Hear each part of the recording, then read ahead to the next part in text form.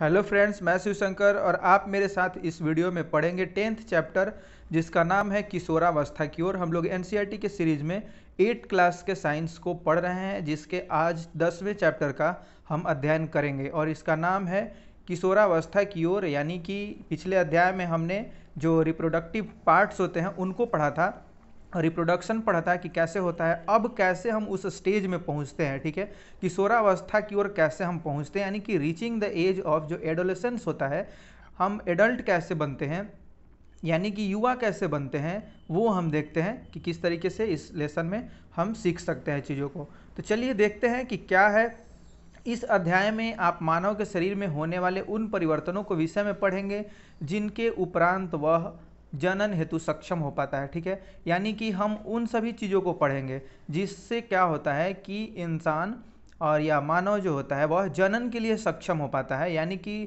Reproduction करने के लिए वो क्या होता है, सक्षम बन जाता है, कैपेबल बन जाता है। अब हम पिछले अध्याय में पढ़ चुके हैं कि जननांगों के विषय में पढ़ चुके हैं और जो भी कैसे किस तरीके से जो किस प्रकार से असेक्सुअल और सेक्सुअल किस तरह से यानी कि रिप्रोडक्शन होता है उसको हम देखें कि लैंगिक और अलैंगिक जनन कैसे होता है। तो अब हम देखते हैं कि किशोरावस्था एवं यौनारंभ, ठीक है, किशोरावस्था एवं यौनारंभ कैसे, यानी कि हम आगे बढ़ते हैं एडोलेसेंस एंड पुबर्टी की तरफ हम कैसे आगे बढ़ते हैं, वह हम देखते हैं कि पुबर्टी का जो प्रारंभ होता है वह कब होता है, यानी कि यौनारंभ कब होता है। तो देखते हैं कि वृद्धि जन्म के समय से ही होने लगती है। हम यह देखते हैं कि मनुष्य के शरीर में या कोई भी बच्चा जब जन्म लेता है तो उसके बाद से ही उसमें वृद्धि शुरू हो जाती है, वृद्धि होने लगती है। परंतु 10 या 11 वर्ष की आयु के बाद वृद्धि में एकाएक तीव्रता आती है। हम यह देखते हैं कि जो 10-11 साल की आयु में हम पहुंचते हैं तो उस समय क्या होती है कि एक अचानक तीव्रता देखने को मिलती है, ठीक है। तो और वृद्धि साफ दिखाई देने लगती है शरीर में, वह वृद्धि जो होती है वह परिलक्षित होने लगती है, यानी कि उसे साफ साफ ऐसे देखा जा सकता है कि क्या वृद्धि हो रही है। अब हम देखते हैं कि शरीर में होने वाले परिवर्तन वृद्धि प्रक्रिया का एक भाग है। जो शरीर में परिवर्तन होते हैं, जो चेंजेज आते हैं, वह क्या है, वृद्धि प्रक्रिया का एक भाग है, एक पार्ट है।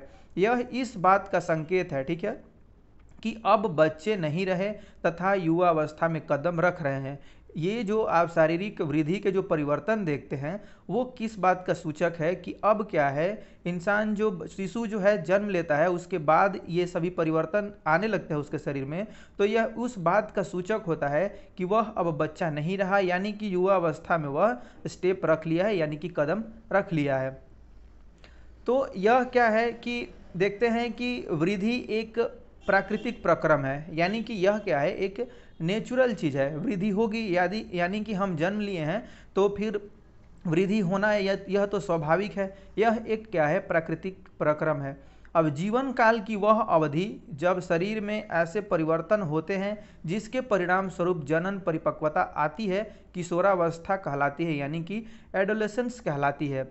आप में जब किसी भी इंसान में इस तरह से जीवन काल की वह अवधि होती है किशोरावस्था, जब शरीर में ऐसे परिवर्तन होते हैं जिसके परिणाम स्वरूप जनन परिपक्वता आ जाती है, यानी कि आप इस तरह से परिपक्व हो जाते हैं कि आप अपने जैसी संतान की उत्पत्ति कर सकते हैं, ठीक है। तो अब देखते हैं कि किशोरावस्था लगभग 11 वर्ष की आयु से प्रारंभ होकर कितने तक चलता है, 18 अथवा 19 वर्ष तक की आयु तक रहती है।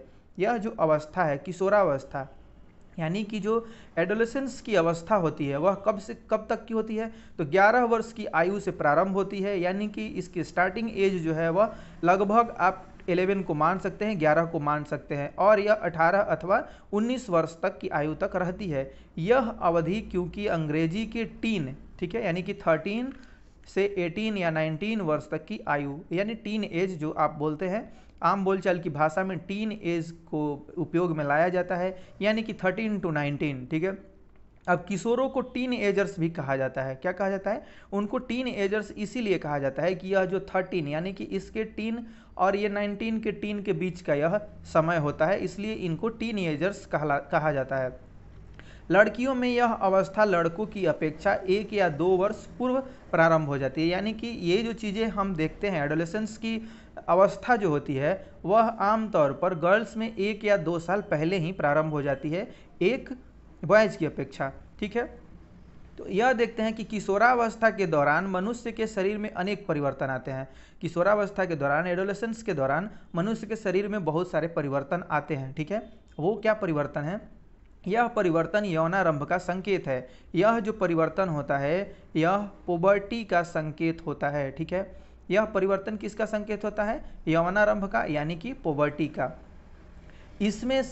इनमें से सबसे महत्वपूर्ण परिवर्तन है लड़के एवं लड़कियों की जनन क्षमता का विकास, ठीक है। जो ये पुबर्टी का पीरियड होता है, यानी कि जो टाइम होता है, इसमें सबसे महत्वपूर्ण क्या होता है? जो गर्ल्स एंड बॉयज का जो जनन क्षमता है उसका विकास हो जाता है, ठीक है।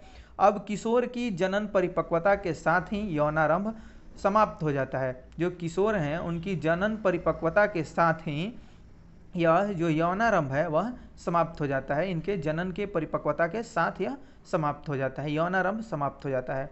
अब हम आगे क्या देखते हैं कि यौनारंभ में होने वाले परिवर्तन, ठीक है। यौनारंभ जो है यानी कि यह जो पुबर्टी है इसके दौरान होने वाले क्या क्या परिवर्तन है, इसमें क्या क्या परिवर्तन आते हैं, यानी कि चेंजेज एट पुबर्टी जो होता है, यानी कि यौनारंभ में क्या क्या परिवर्तन होते हैं हम उनको देखते हैं। तो लंबाई में वृद्धि, ठीक है, यह हम देखते हैं अमूमन की लंबाई में वृद्धि होती है, यानी कि हमारा जो शारीरिक ग्रोथ जो होता है, यानी कि ऊंचाई जो होती है वह क्या होती है? एकाएक बढ़ जाती है।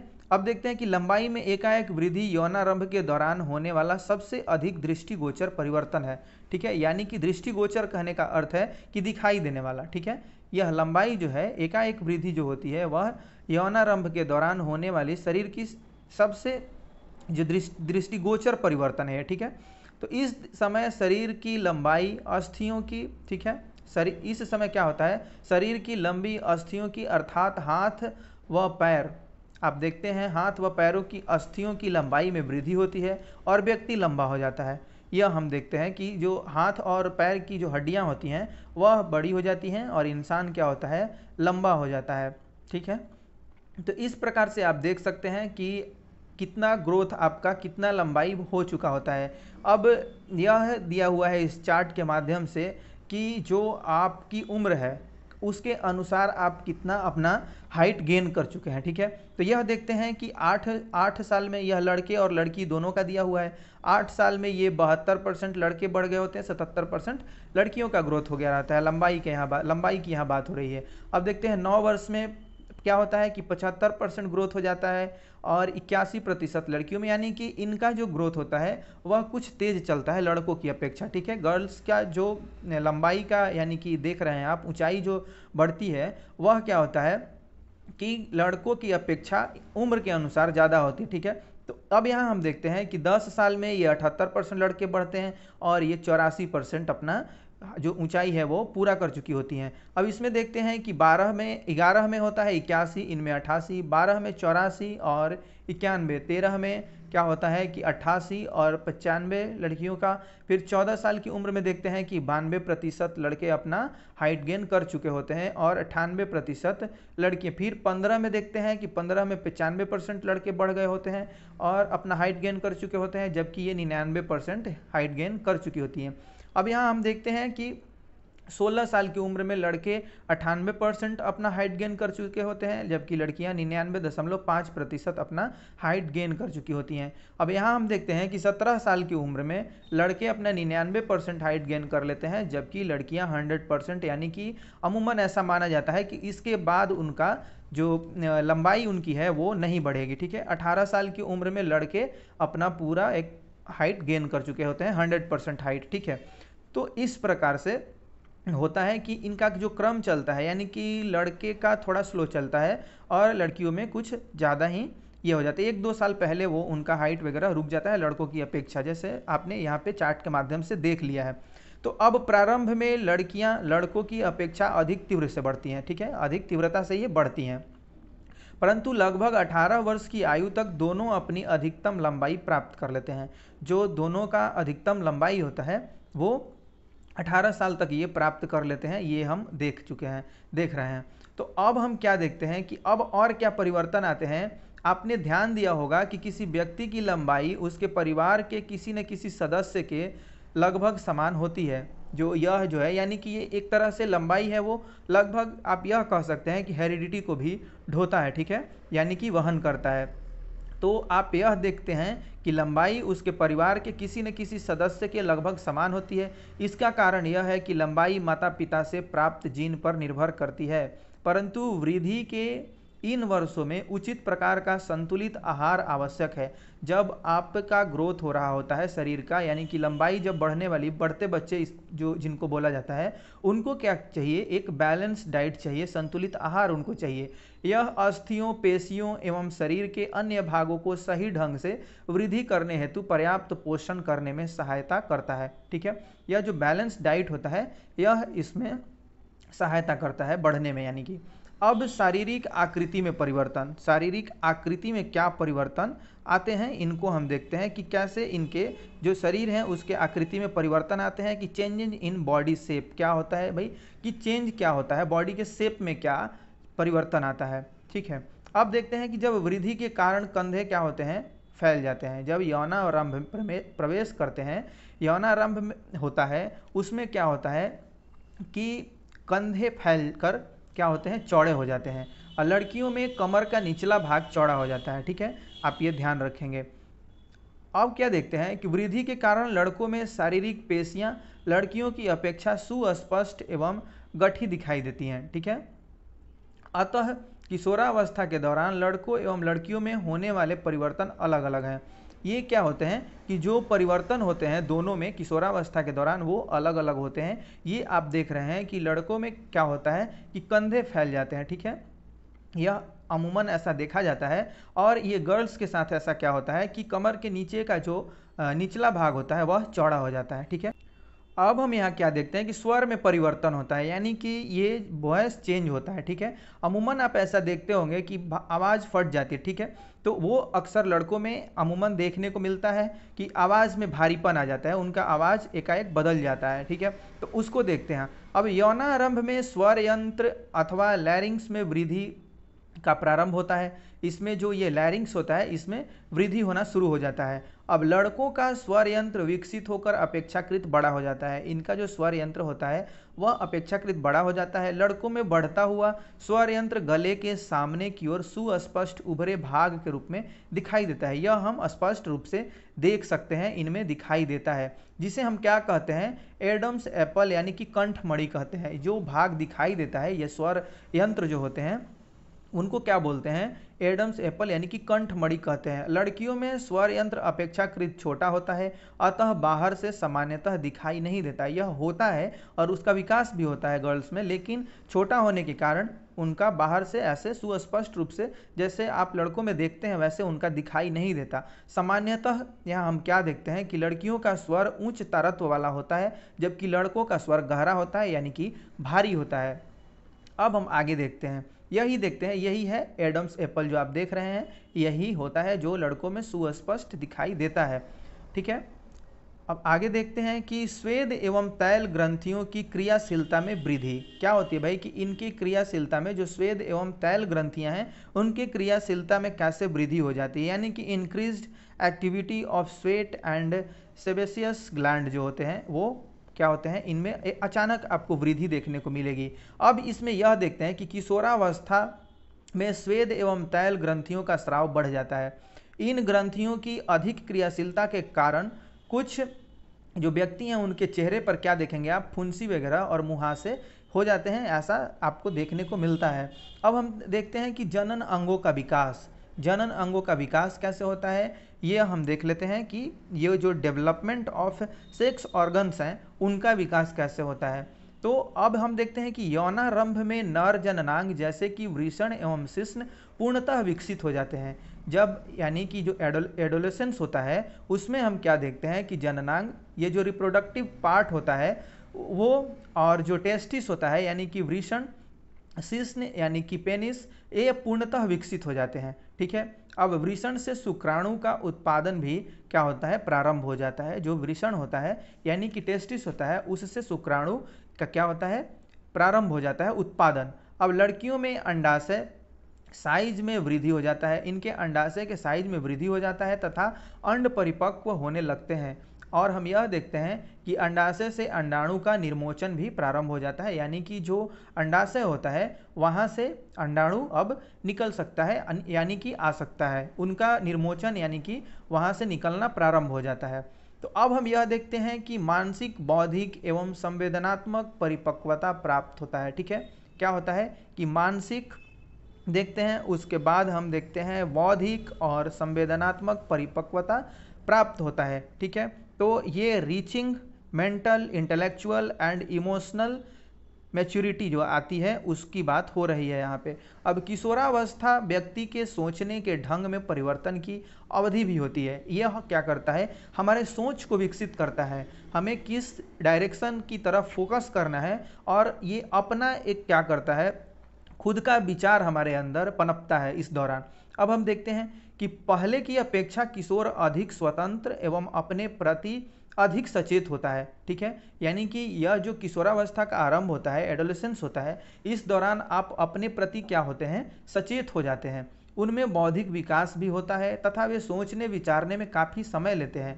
वास्तव में किसी व्यक्ति के जीवन में यह वह समय है जब उसके मस्तिष्क की सीखने की क्षमता सर्वाधिक होती है। ठीक है, यानी कि इस दौरान व्यक्ति क्या होता है, सबसे ज़्यादा सीखने की उसमें क्षमता होती है, कैपेसिटी होती है।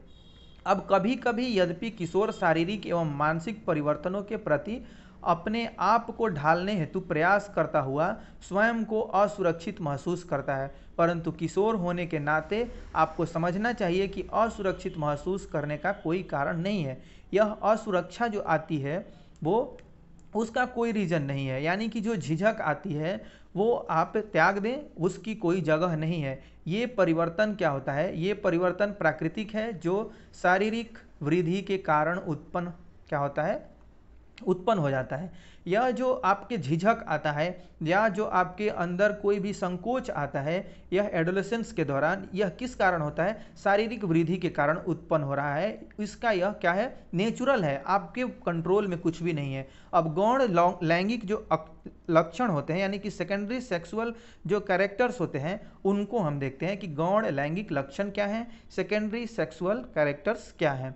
तो वृषण एवं अंडाशय जनन अंग है। ठीक है, यह हम देखते हैं कि जो वृषण होता है, यानी कि यह बॉयज़ में, और अंडाशय क्या होता है, गर्ल्स में, ये दोनों क्या है, जनन अंग है, रिप्रोडक्टिव ऑर्गन्स हैं। अब वे युग्मक अर्थात शुक्राणु एवं अंडाणु उत्पन्न करते हैं, ये क्या करते हैं, जाइगोट बनाते हैं। अब हम देखते हैं कि युवा अवस्था में लड़कियों में स्तनों का विकास होने लगता है। ठीक है, तथा लड़कों के चेहरे पर बाल उगने लगते हैं। ये हम देखते हैं कि इस तरह के परिवर्तन आते हैं लड़के और लड़कियों में, अर्थात दाढ़ी मूछ आने लगती है। ये लक्षण क्योंकि लड़कियों को लड़कों से पहचानने में सहायता करते हैं। ये जो आप देखते हैं लड़कों के चेहरे पर बाल यानी कि दाढ़ी और मूछें, इनका क्या किस रूप में आप ये कर सकते हैं, तो ये जो लक्षण होते हैं लड़कियों को लड़कों से पहचानने में सहायता करते हैं। ठीक है, अब हम यह देखते हैं कि अतः इन्हें गौण लैंगिक लक्षण हम कहते हैं। इनको क्या कहते हैं, गौण लैंगिक लक्षण कहते हैं, यानी कि सेकेंडरी सेक्सुअल कैरेक्टर्स कहते हैं। अब लड़कों के सीने पर भी बाल आ जाते हैं। एडोलेसेंस के दौरान ये सभी परिवर्तन हो रहे हैं। आप सिर्फ चुप एकदम शांति से केवल एकाग्र होकर सुनेंगे तो आपको ये बातें समझ में आ जाएंगी। ठीक है, अब लड़कों के सीने पर बाल आ जाते हैं, ये देखा जाता है अमूमन। अब लड़कों एवं लड़कियों दोनों के ही बगल एवं जांघ के ऊपरी भाग अथवा प्यूबिक क्षेत्र में भी बाल आ जाते हैं, यह हम देखते हैं। यह बगल यानी कि जो आप आर्मपिट बोलते हैं, वहाँ पे क्या होते हैं, बाल आ जाते हैं। और प्यूबिक एरिया यानी कि जो भी रिप्रोडक्टिव ऑर्गन्स होते हैं उस क्षेत्र में भी क्या होते हैं, बाल आ जाते हैं। ये सभी परिवर्तन किस दौरान होते हैं, तो ये सभी परिवर्तन जो होता है वह होता है एडोलेसेंस के दौरान, यानी कि यौनारंभ होता है उस दौरान ये सारे परिवर्तन होते हैं। अब किशोरावस्था में होने वाले परिवर्तन हार्मोन द्वारा नियंत्रित होते हैं। जो ये एडोलेसेंस होता है उस दौरान जो भी परिवर्तन होते हैं वह हार्मोन द्वारा नियंत्रित होते हैं। हार्मोन रासायनिक पदार्थ होता है। ठीक है, यह क्या होता है, एक रासायनिक पदार्थ होता है। अब हम क्या देखते हैं कि यह अंतःस्रावी ग्रंथियों, ठीक है, यानी कि जो इंडोक्राइन ग्लैंड होते हैं, अंतःस्रावी ग्रंथियां यानी कि जो इंडोक्राइन ग्लैंड होते हैं, अथवा अंतःस्रावी तंत्र यानी कि ये जो आप सारा कुछ देखते हैं परिवर्तन, ठीक है, इन्हीं के द्वारा स्रावित होते हैं। ये ग्लैंड यानी कि जो ग्रंथियां होती हैं निकलती हैं हमारे शरीर के विभिन्न भागों से और हमारे अंदर एडोलेसेंस के दौरान विभिन्न प्रकार के चेंजेज लाती हैं। ठीक है, तो अब यही हम देखते हैं कि हार्मोन क्या होता है, एक रासायनिक पदार्थ होता है। यह अंतःस्रावी ग्रंथियों अथवा अंतःस्रावी तंत्र द्वारा स्रावित किए जाते हैं और यौनारंभ के साथ ही वृषण पौरुष हार्मोन, ठीक है, यानी कि यह क्या करता है, पौरुष हार्मोन यानी कि जो मेल ग्लैंड होता है, ठीक है, तथा अथवा इसको क्या बोलते हैं, टेस्टोस्टेरोन बोलते हैं। ठीक है, टेस्टोस्टेरोन इसको बोलते हैं, का श्रावण प्रारंभ कर देता है। यह जो पौरुष यानी कि जो आप मेल हार्मोन होता है वह क्या करता है, वृषण टेस्टोस्टेरोन को इसका श्रावण प्रारंभ कर देता है। अब हम देखते हैं कि यह लड़कों में परिवर्तनों का कारक है। ये सारा जो परिवर्तन होता है टेस्टोस्टेरोन के कारण ही होता है। ठीक है, ये सारा कारण उसी ये क्या है, मेन कारण है, ये मेन काउज है, सारा परिवर्तन इसी के तहत होता है, जिनके बारे में आपने अभी अभी पढ़ा है, यानी कि यह हमने पढ़ लिया है। उदाहरण के लिए चेहरे पर बालों का आना, ये सभी जो परिवर्तन होता है इसी पौरुष हार्मोन अथवा टेस्टोस्टेरोन जो होता है इसके कारण होता है। ठीक है, तो अब हम क्या देखते हैं कि लड़कियों में यौनारंभ के साथ ही अंडाशय स्त्री हार्मोन यानी कि जो फीमेल हार्मोन होता है अथवा जो एस्ट्रोजन उत्पादित होता है, ठीक है, यह क्या करता है, एस्ट्रोजन उत्पादित करना प्रारंभ कर देता है। हम यहाँ पुरुषों में क्या देख रहे हैं कि टेस्टोस्टेरोन जो होता है वह निकलना शुरू होता है, उसका श्रवण होता है। ये जो होता है वो मेल हार्मोन के तहत होता है वृषण के द्वारा।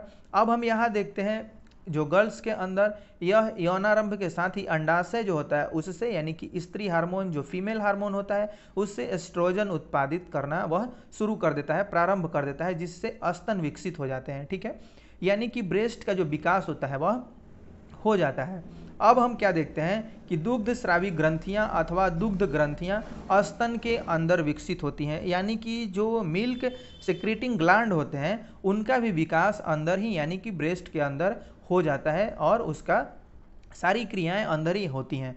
अब हम यह देखते हैं कि इन हार्मोनों के उत्पादन का नियंत्रण एक अन्य हार्मोन द्वारा किया जाता है। ये सारे जो हार्मोन निकलते हैं, ठीक है, ये आप देखेंगे कि जो सारे हार्मोन निकलते हैं इनका नियंत्रण भी क्या किया जाता है, एक अन्य हार्मोन के द्वारा किया जाता है। यानी कि जो हम टेस्टोस्टेरोन देख रहे हैं और एस्ट्रोजन जो देख रहे हैं, इन सभी हार्मोनों का जो नियंत्रण होता है वह पीयूष ग्रंथि से यानी कि पिट्यूटरी ग्लैंड से होता है। ठीक है, ये इनका सारा नियंत्रण इसी के तहत होता है। इन हार्मोनों के उत्पादन का नियंत्रण एक अन्य हार्मोन के द्वारा किया जाता है जो पीयूष ग्रंथि अथवा पिट्यूटरी ग्रंथि यानी कि पिट्यूटरी ग्लैंड द्वारा स्रावित किया जाता है। ठीक है, इसी के द्वारा स्रावित किया जाता है यह और नियंत्रित होती है इसी से।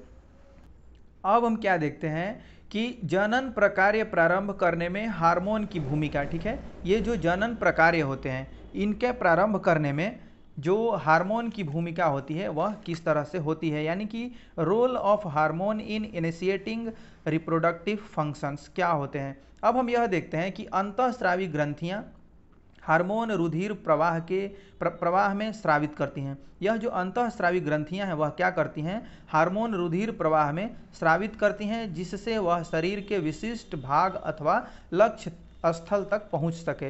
वह क्या होता है, यानी कि जो टारगेट साइट होता है वहां तक पहुंच सके वो स्रावित करती हैं। अब लक्ष्य स्थल हार्मोन के प्रति अनुक्रिया करता है। जो लक्ष्य स्थल होता है वह किसके प्रति अनुक्रिया करता है, तो वह हार्मोन के प्रति अनुक्रिया करता है। हमारे शरीर में अनेक अंतःस्रावी ग्रंथियां हैं, ये हमको पता है। अवृषण एवं अंडाशय लैंगिक हार्मोन स्रावित करते हैं, यानी कि ये सेक्स हार्मोन को स्रावित करते हैं। ठीक है, अब हम देखते हैं कि आपने अभी अभी पढ़ा है कि यह हार्मोन गौण लैंगिक लक्षण के लिए उत्तरदायी होते हैं। ठीक है, ये क्या करते हैं, गौण लैंगिक लक्षण के लिए उत्तरदायी होते हैं।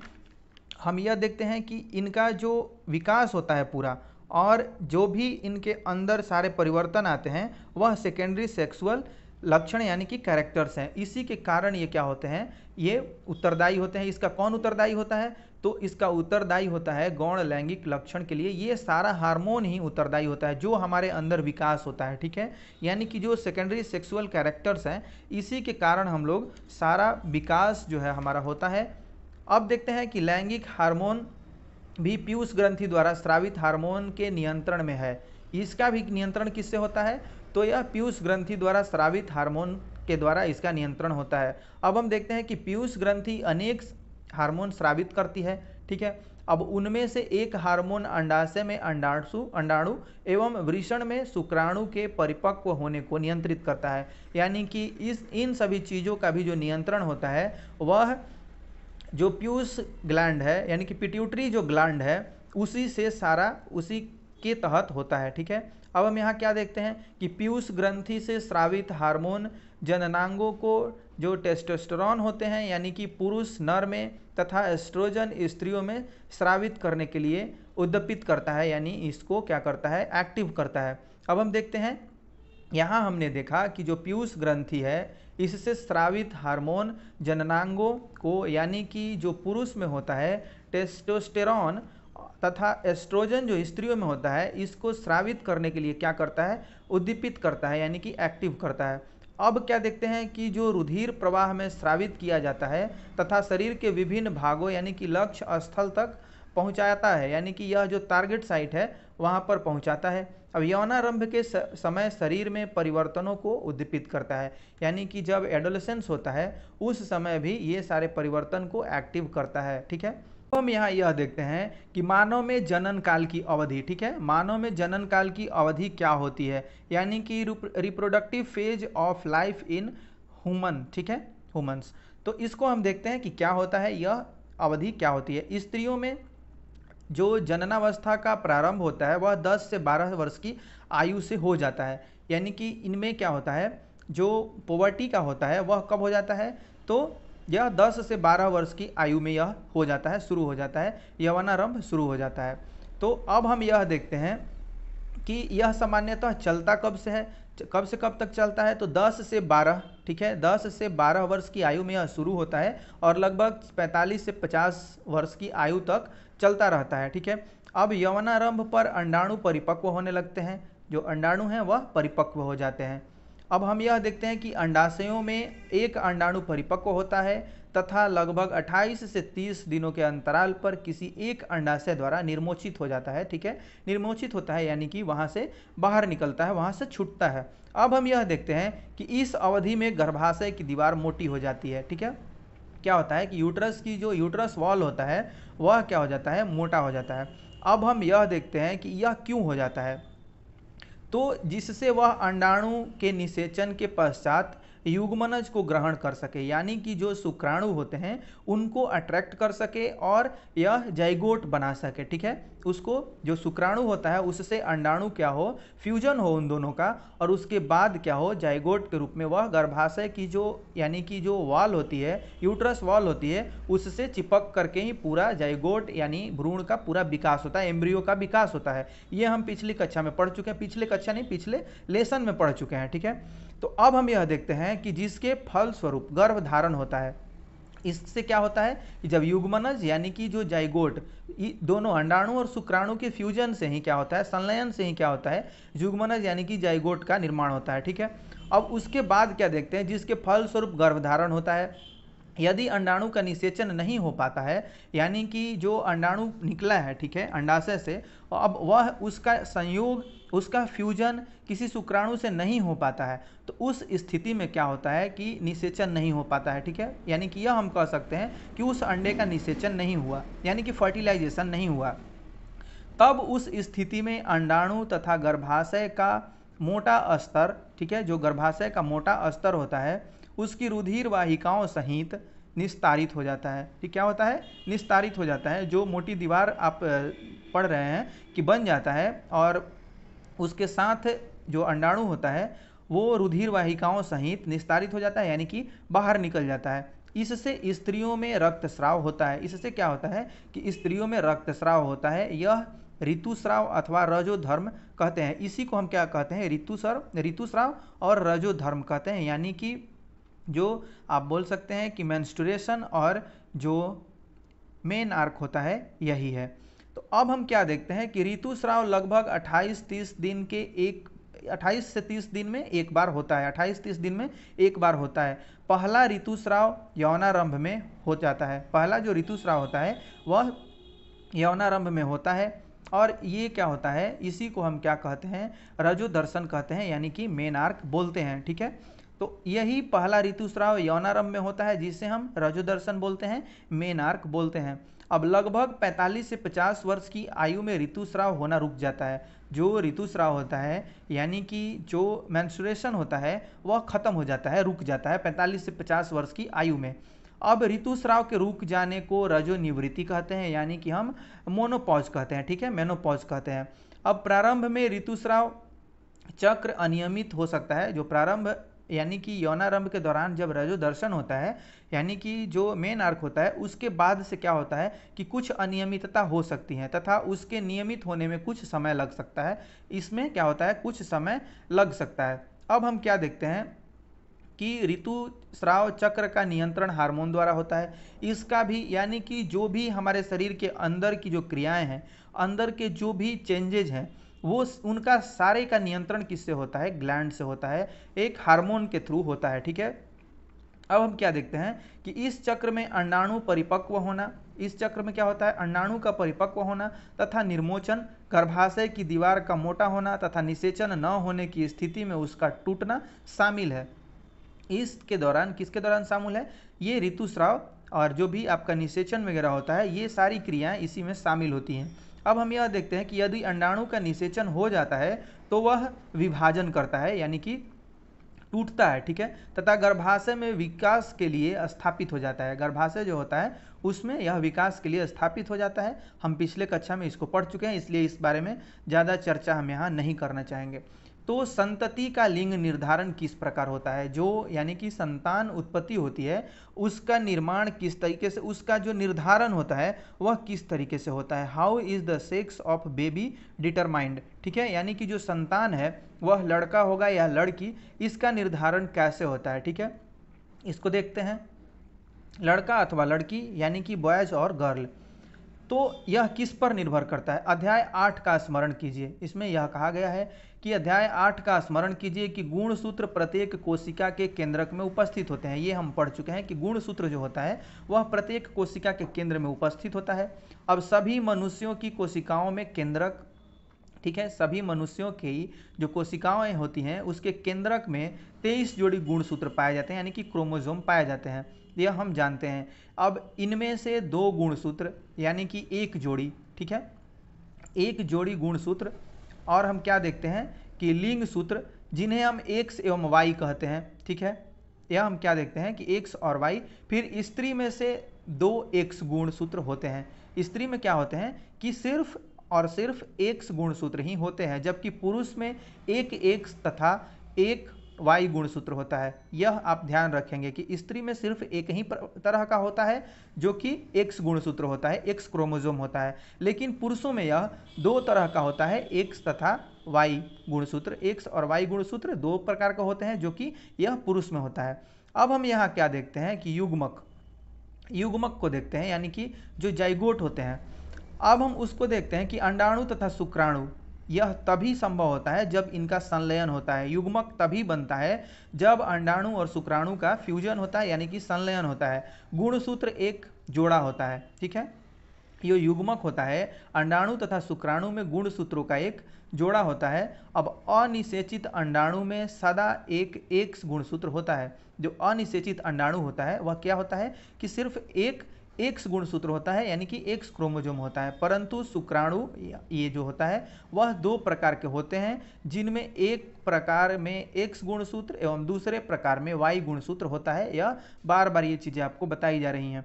अब हम यह देखते हैं कि जब एक्स गुणसूत्र वाला शुक्राणु अंडाणु को निषेचित करता है तो युग्मनज में 2 यानी कि एक्स गुणसूत्र होंगे।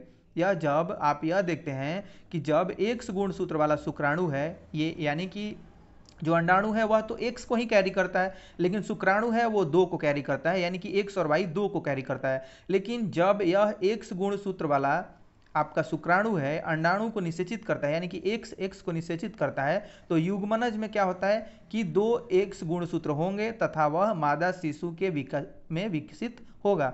यानी कि जो एक ही प्रकार के एक्स और एक्स का संलयन होता है, यानी कि फ्यूजन होता है, तो उस स्थिति में क्या होगा कि उस स्थिति में गर्ल बेबी का, यानी कि जो बेबी है वह गर्ल पैदा होगी। ये मादा शिशु विकसित होगी, ठीक है, विकसित होगा, मादा शिशु का विकास होगा। अब यदि अंडाणु को निषेचन करने वाले शुक्राणु में वाई गुणसूत्र है तो युग्मनज पर नर शिशु में विकास होगा, यानी कि यह जो विकास होगा वह बॉय बेबी के रूप में होगा, ठीक है।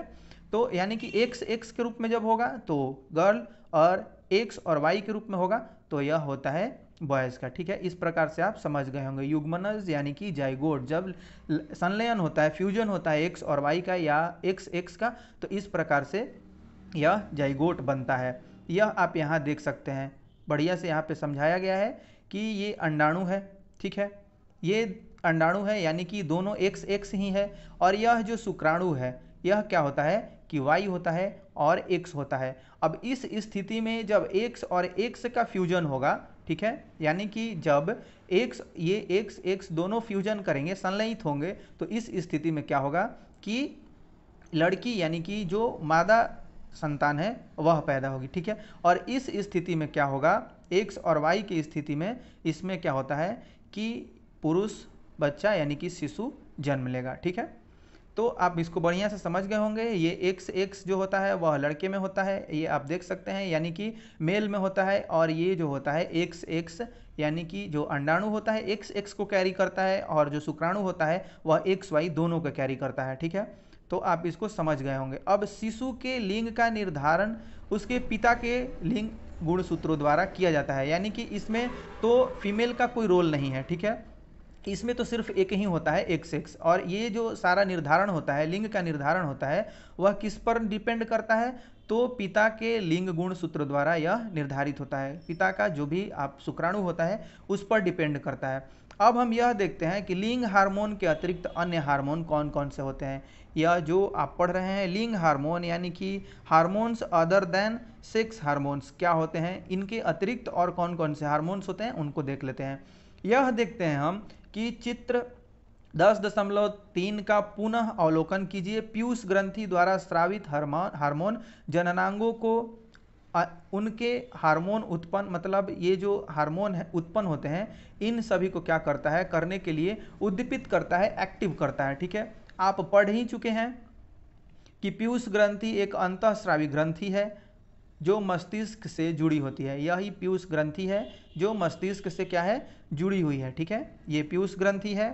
यहाँ आप देख सकते हैं कि पिट्यूटरी ग्लैंड है, फिर आप थायराइड ग्लैंड को देख रहे हैं, उसके बाद क्या है, एड्रिनिल है, एड्रिनिल ग्रंथि है, एड्रिनिल ग्लैंड है, फिर अग्नाशय है यानी कि पैंक्रियाज है। इस तरह से अब स्त्रियों में अंडाशय की स्थिति क्या है, ठीक है, यानी कि जो position of ovary in the female किस तरीके से होता है। अब वृषण यानी कि जो टेस्टिस होता है उसको दिखाया गया है यहाँ पे, ठीक है। अब आगे देखते हैं हम लोग इस तरीके से सारा बनावट कैसे कैसे। ग्लैंड आप देख सकते हैं कि जो थायराइड ग्रंथि है वह गर्दन में है, पीयूष ग्रंथि जो है वह कहाँ है, मस्तिष्क में, और एड्रिनल यहाँ से आप देख सकते हैं, सारा इसमें चित्र के माध्यम से समझाया गया है।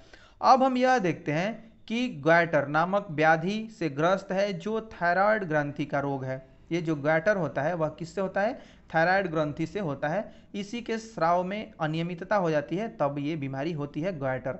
अब हम देखते हैं कि थायराइड ग्रंथि थायरॉक्सिन हार्मोन उत्पन्न नहीं कर रही थी। यह तब होता है ग्वाइटर जब थायराइड ग्रंथि जो है वह थायरॉक्सिन हार्मोन का उत्पादन नहीं कर रही थी। अब हम यह देखते हैं कि मधुमेह से पीड़ित है। ये आप बात कर रहे हैं दो लोग जो ये कह रहे हैं कि ये एक जो है वो ग्वाइटर से पीड़ित है। तो ग्वाइटर कब होता है, जब थायराइड ग्रंथि से थायरॉक्सिन हार्मोन का उत्पादन नहीं हो रहा होता है। अब मधुमेह कब होता है, यानी कि शुगर कब होता है, शुगर से कब व्यक्ति पीड़ित होता है, तो वह तब होता है जब अग्नाशय से इंसुलिन हार्मोन का उत्पादन पर्याप्त मात्रा में नहीं हो रहा होता है, ठीक है। तो इससे क्या होता है, उस समय व्यक्ति शुगर से पीड़ित हो सकता है, मधुमेह से पीड़ित हो सकता है। अब हम यहाँ यह देखते हैं कि एड्रिनल ग्रंथि में ऐसे हार्मोन स्रावित करती है जो रुधिर में नमक की मात्रा को क्या करता है, संतुलित करता है। एड्रिनल ग्रंथि ऐसे हार्मोन को स्रावित करती है, यानी कि जो ये ऐसे हार्मोन होते हैं जो रुधिर में यानी कि ब्लड में नमक की मात्रा को संतुलित करते हैं। एड्रिनल क्या करती हैं, एड्रिनल नामक हार्मोन स्रावित भी करती है, श्रवण करती है, इनका भी श्रवण करती है। एड्रिनल क्रोध, चिंता एवं उत्तेजना की अवस्था में तनाव के संयोजन का कार्य करता है। इसका भी पूरा कोऑर्डिनेशन का काम करता है। एड्रेनलिन किसका कार्य करता है? तो क्रोध, चिंता एवं उत्तेजना की अवस्था में तनाव के संयोजन का कार्य करता है। अब थायराइड एवं एड्रेनल ग्रंथि है जो पीयूष ग्रंथि द्वारा स्रावित हार्मोन के माध्यम से प्राप्त आदेश के अनुसार ही अपने हार्मोन का श्रवण करती है। यानी कि पीयूष ग्रंथि है, इसका मेन रोल होता है हमारे शरीर में, ठीक है। इसीलिए इसको क्या कहा जाता है?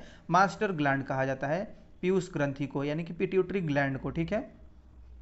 अब हम आगे देखते हैं कि पीयूष ग्रंथि वृद्धि हार्मोन भी स्रावित करती है। यह कौन सी हार्मोन स्रावित करती है? तो ग्रोथ हार्मोन्स को भी स्रावित करती है, जो व्यक्ति की सामान्य वृद्धि के लिए आवश्यक है। यह इसकी किसी भी व्यक्ति के सामान्य वृद्धि के लिए आवश्यक होता है। अब हम देखते हैं यहाँ कि कीट एवं मेढक में जीवन चक्र पूर्ण करने में हार्मोन का योगदान। जो कीट होते हैं एवं मेढक होते हैं, उनके जीवन चक्र को पूरा करने में हार्मोन का क्या योगदान होता है, ठीक है। यह किस तरीके से हार्मोन जो होता है इसमें महत्वपूर्ण भूमिका निभाता है, ठीक है। तो इसमें हम यह देखते हैं कि जीवन चक्र किसका है भाई? तो कीट पतंगों का है। Role of hormones in completing the life history of insect and frogs. यह पूरा आप समझ चुके होंगे कि कीट और जो मेढक होते हैं, इनके जीवन चक्र में कैसे हार्मोन का क्या रोल होता है और क्या ये रोल प्ले करते हैं। तो चलिए देखते हैं। आप रेशम की कीट, ठीक है, यानी कि हम क्या हैं, रेशम की कीट को देख चुके हैं और मेढक को देख चुके हैं। इसका पूरा जीवन चक्र हम पिछली कक्षा में देख चुके हैं कि क्या क्या स्टेज होते हैं। अब हम यह देखते हैं कि झिल्ली को वयस्क सलभ बनने तक अनेक चरणों से गुजरना पड़ता है। ये इसका क्या होता है कि अनेक चरण से इसको गुजरना होता है। इसी प्रकार टेडपॉल को भी वयस्क मेढक बनने के लिए अनेक चरणों से गुजरना पड़ता है। ये हम लोग पिछले ही क्लास में देख चुके हैं। अब लार्वा से वयस्क बनने के इस परिवर्तन को हम कायांतरण कहते हैं, यानी कि मेटामॉर्फोसिस कहते हैं, ठीक है। अब हम क्या देखते हैं कि कीटों में कायांतरण का नियंत्रण जो होता है वह कीट हार्मोन द्वारा होता है, यानी कि इंसेक्ट हार्मोन्स के द्वारा इसका होता है। अब मेढक में थायराइड द्वारा क्या होता है? स्रावित हार्मोन थायरॉक्सिन इसका नियमन करता है। यानी कि यहाँ भी सारा जो पूरी प्रक्रिया है वह हार्मोन से ही नियंत्रित होती है। मेढक में थायराइड द्वारा स्रावित हार्मोन थायरॉक्सिन इसका नियमन करती है। अब हम देखते हैं कि थायरॉक्सिन के उत्पादन के लिए जल में आयोडीन की उपस्थिति आवश्यक है। इससे क्या होता है कि जल में क्या आवश्यक है? तो आयोडीन की उपस्थिति आवश्यक है। यदि जल में जिसमें टैडपोल वृद्धि कर रहे हैं पर्याप्त मात्रा में आयोडीन नहीं है तो टैडपोल वयस्क मेढक में परिवर्धित नहीं हो सकते हैं। इसमें क्या होंगे? वो परिवर्धित नहीं होंगे, क्योंकि मेढक में थायराइड क्या करता है? थायराइड द्वारा ही क्या होता है? स्रावित हार्मोन थायरॉक्सिन इसका नियमन करता है, जो कि क्रिया कब करता है? जब पानी में आपका ये आयोडीन हो तब ही कार्य करता है और उसको एक्टिव करता है। अब हम देखते हैं कि जननात्मक स्वास्थ्य क्या है, कि जननात्मक स्वास्थ्य क्या है, रिप्रोडक्टिव हेल्थ क्या है, यह किस पर निर्भर करता है? तो व्यक्ति का कायिक एवं मानसिक जो विसंगति मुक्त होना उस व्यक्ति का स्वास्थ्य कहलाता है, स्वस्थ कहलाता है। क्या कहलाता है? व्यक्ति का कायिक यानी कि जो फिजिकल होता है और मेंटल जो विसंगति मुक्त, जिसमें मतलब कोई विसंगति नहीं होती है, नहीं होना, विसंगति मुक्त होना, ठीक है, उस व्यक्ति का स्वस्थ कहलाता है, स्वास्थ्य कहलाता है।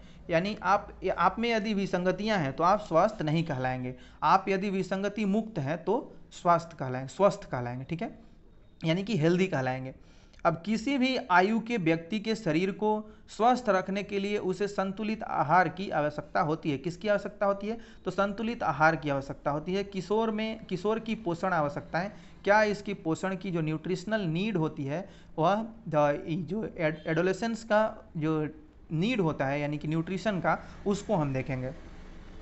अब हम देखते हैं कि किशोरावस्था तीव्र वृद्धि एवं विकास की अवस्था है, अतः किसी भी किशोर को आहार नियोजन अत्यंत सावधानी पूर्वक करना चाहिए।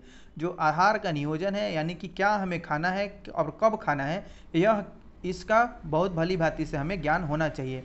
अब हम देखते हैं कि स्मरण कीजिए कि संतुलित आहार का अर्थ है भोजन में प्रोटीन, कार्बोहाइड्रेट, वसा, विटामिन तथा एवं खनिज का पर्याप्त मात्रा में समावेश, यह हम देखते हैं कि जो संतुलित आहार होता है यानी कि जो बैलेंस डाइट होता है उसमें क्या क्या होना चाहिए, प्रोटीन होना चाहिए, कार्बोहाइड्रेट होना चाहिए, फैट होना चाहिए, विटामिन होना चाहिए और पूरा आपका खनिज पर्याप्त मात्रा में होना चाहिए, मिनरल्स सारा होना चाहिए।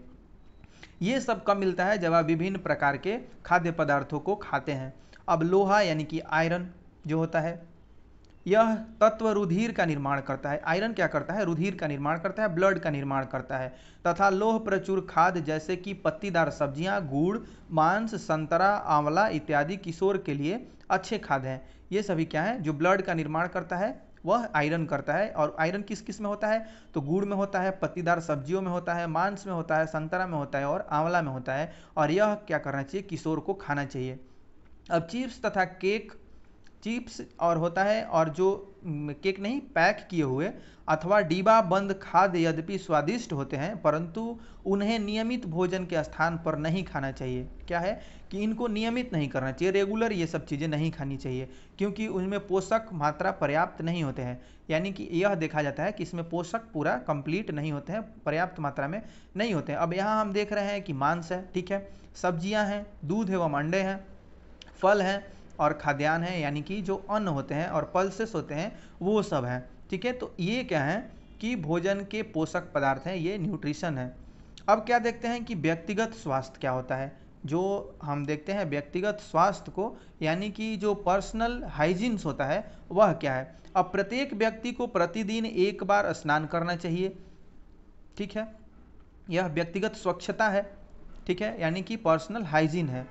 अब हम क्या देखते हैं कि वह व्यक्ति कैसे स्वस्थ रह सकता है, अपने आप को कैसे स्वस्थ रख सकता है, तो उसमें ये आता है व्यक्तिगत स्वच्छता यानी कि पर्सनल हाइजीन। अब हम यह देखते हैं कि व्यक्ति को क्या क्या करना चाहिए, तो व्यक्ति को प्रतिदिन एक बार कम से कम स्नान करना चाहिए।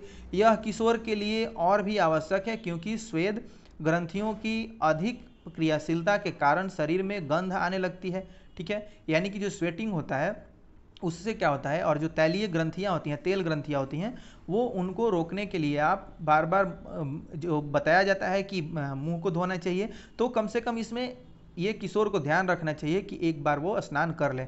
अब शरीर के सभी भागों को स्नान करते समय भली प्रकार धोकर करना चाहिए।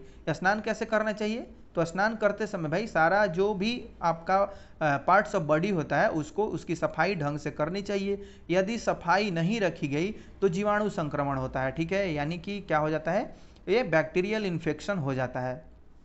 अब हम यह देखते हैं कि लड़कियों को ऋतुस्राव के समय सफाई का विशेष ध्यान रखना चाहिए। उन्हें अपने ऋतुस्राव चक्र का ध्यान रखते हुए ऋतुस्राव के लिए तैयार रहना चाहिए। हमेशा साफ सैनिटरी नैपकिन अथवा घर पर तैयार किए गए कपड़े के पैड इत्यादि का उपयोग करें। ये सारी सलाह दी गई हैं गर्ल्स के लिए, ठीक है। तो आवश्यकता अनुसार 4-5 घंटे में नैपकिन अथवा घर पर तैयार किए गए पैड को बदलें यानी कि चेंज करते रहना चाहिए। अब शारीरिक व्यायाम क्या है, ठीक है, यानी कि फिजिकल एक्सरसाइज अब हम देखते हैं। ये सारा किस में आ रहा है, तो आप किस तरीके से न्यूट्रिशन नीड्स जो होता है इन्हीं सब चीज़ों में ये सारी चीज़ें भी शामिल हैं, ठीक है। तो अब हम यह देखते हैं कि ताज़ी हवा में टहलना एवं खेलना शरीर को चुस्त एवं स्वस्थ रखता है। यह देखते हैं कि सभी युवा किशोर लड़के एवं लड़कियों को टहलना, व्यायाम करना एवं बाहर खेलना चाहिए। ये सारी चीज़ें एक व्यक्ति को स्वस्थ रहने के लिए करना चाहिए। अब हम यह देखते हैं कि क्या भ्रांतियां हैं, इस बॉक्स में कुछ भ्रांतियां दी हुई हैं, उसको हम देख लेते हैं कि क्या माइथ्स है, ठीक है, यानी कि किस तरीके की भ्रांतियां फैलाई गई हैं उनको हम देख लेते हैं। और डूज एंड डोंट्स जो हैं, करें या और ना करें, उनको देख लेते हैं। तो ऐसी बहुत सी असत्य अवधारणाएं प्रचलित हैं जिन्हें आपको जानकर किशोर होने के नाते छोड़ना चाहिए। उदाहरण के लिए किशोरों के शारीरिक परिवर्तन संबंधी अनुभवों को लेकर अनेक भ्रांतियां एवं असत्य अवधारणाएं हैं, ठीक है। इसमें कुछ को नीचे दिया जा रहा है। अब आप इस संबंध में तर्क प्रस्तुत कर सकते हैं कि मिथ अथवा असत्य धारणा है जिनका कोई आधार नहीं है, ठीक है। तो अब यह बातें आपको देखनी चाहिए, ध्यान से सुननी चाहिए। ऋतुस्राव के समय यदि कोई लड़की किसी लड़के को देखती है तो वह गर्भवती हो जाती है। यह क्या है, एक असत्य धारणा है, मिथ्य है, ठीक है, मिथ्या है। अब संतान के लिए क्या होता है, संतान के लिंग के लिए उसकी माँ उत्तरदायी है, यह भी क्या है, मिथ्या है। और यह आप देखें ऊपर पढ़े हैं कि जो अंडाशय होता है वह किसको, अंडाणु जो होता है वह सिर्फ एक्स को ही कैरी करता है, जबकि पूरे संतान का जो लिंग का निर्धारण होता है वह पुरुष के शुक्राणु पर निर्भर करता है। ठीक है, तो अब हम यह देखते हैं कि ऋतुस्राव की अवस्था में लड़की को रसोई का काम करना निषिद्ध है। यह भी क्या है, एक मिथ्या है, यह भी असत्य है। तो आपको ऐसे अन्य अनेक कथन या मिथ्य मिलेंगे जिनका कोई आधार नहीं है, उनको उखाड़ फेंकिए, छोड़ दीजिए। ठीक है, ऐसी आपको सलाह दी जा रही है। तो अब हम क्या देखते हैं कि नशीली दवाओं का निषेध, ठीक है, यानी कि से नो टू ड्रग्स। तो इसको देख लेते हैं। यदि कोई व्यक्ति आपको यह बताता है कि किसी ड्रग्स के सेवन से क्या होता है, आप अच्छा अथवा तनाव मुक्त महसूस करेंगे, तो आपको इसके लिए क्या करना चाहिए, नहीं ही कहना चाहिए जब तक वह दवा डॉक्टर द्वारा न दी गई हो, यानी कि इन सभी चीज़ों को सेवन नहीं करना चाहिए। अब हम देखते हैं कि आपने एड्स के विषय में तो अवश्य ही सुना होगा, जो HIV नामक खतरनाक वायरस यानी कि विषाणु द्वारा होता है। एड्स यानी कि इसका पूरा नाम है एक्वायर इम्यूनो डिफिशियंसी सिंड्रोम।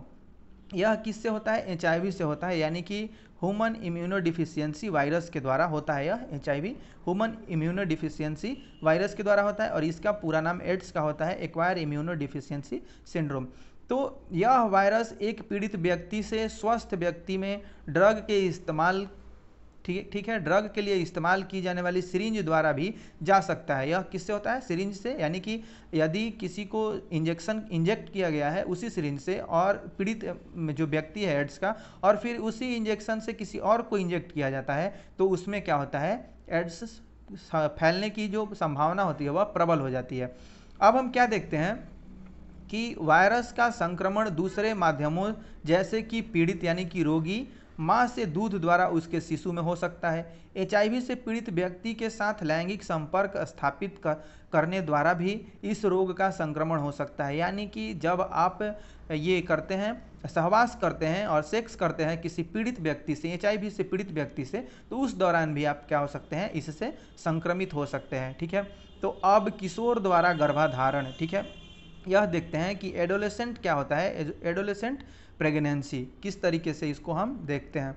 तो आप संभवतः जानते होंगे कि हमारे देश में विवाह की जो विधि संगत यानी कि कानूनी आयु लड़कियों के लिए 18 वर्ष एवं लड़कों के लिए 21 वर्ष है। इसका कारण है कि टीन आयु यानी कि किशोर लड़कियां मां शारीरिक एवं मानसिक रूप से मातृत्व के लिए तैयार नहीं होती हैं। इसका हम क्या देखते हैं, इसका कारण है कि टीन आयु जो आप 13 to 19 पढ़े हैं ऊपर, किशोर लड़कियां मां शारीरिक एवं मानसिक रूप से मातृत्व के लिए तैयार नहीं होती हैं। बाल विवाह को देखते हैं कि कम उम्र में विवाह जो होता है वह बाल विवाह कहलाता है, तथा मातृत्व से मां एवं संतान दोनों में ही स्वास्थ्य संबंधी समस्याएं उत्पन्न हो सकती हैं। इससे युवा स्त्रियों के लिए व्यवसाय के अवसरों में भी कमी आती है, क्योंकि वे मातृत्व की जिम्मेदारी उठाने के लिए सक्षम नहीं होती हैं, अतः वह मानसिक पीड़ा से ग्रस्त रहती हैं। तो हमें इन सभी चीज़ों का ध्यान रखना चाहिए। तो अब हम सारांश देख लेते हैं और सारांश के बाद फिर इस चैप्टर को समाप्त किया जाएगा। तो यौनारंभ होने पर व्यक्ति जनन के सक्षम हो जाता है, जनन के लिए क्या होता है, सक्षम हो जाता है, कैपेबल हो जाता है। 11 वर्ष की आयु से 19 वर्ष तक की अवधि किशोरावस्था कहलाती है। अब यौनारंभ का प्रारंभ होने पर जनन अंगों में वृद्धि होती है तथा शरीर के विभिन्न स्थानों पर बाल आने लगते हैं। और क्या देखते हैं कि लड़कियों में स्तन विकसित हो जाते हैं, लड़कों के चेहरे पर दाढ़ी मूछ आ जाती है। किशोरावस्था में स्वर यंत्र जो होता है उसमें वृद्धि होने के कारण लड़कों की आवाज़ फटने लगती है। अब क्या देखते हैं कि किशोरावस्था में लंबाई में वृद्धि होती है। यौनारंभ एवं जनन अंगों का परिपक्व होना हार्मोनों द्वारा नियंत्रित होता है। अब हार्मोन अंतःस्रावी ग्रंथियों द्वारा स्रावित पदार्थ है जो रुधिर में सीधे पहुंचते हैं। अब क्या देखते हैं कि पीयूष ग्रंथि हार्मोन स्रावित करते हैं, जैसे कि वृद्धि हार्मोन, तथा अन्य ग्रंथियां वृषण, अंडाशय, थायराइड तथा एड्रिनल को हार्मोन स्रावित करने के लिए उत्तरदायी उद्दीपित करते हैं, यानी कि इसको एक्टिव करते हैं। अब हम क्या देखते हैं कि अग्नाशय इंसुलिन का, थायराइड थायरॉक्सिन का और एड्रिनल एड्रिनलिन हार्मोन का उत्पादन करते हैं।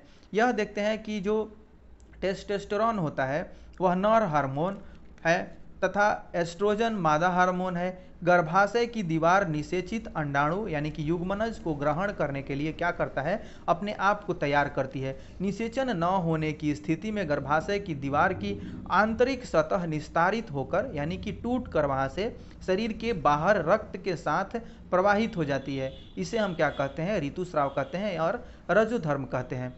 अब अजन्मे शिशु का लिंग निर्धारण इस बात पर निर्भर करता है कि युग्मनज एक्स गुणसूत्र है अथवा XY गुणसूत्र है।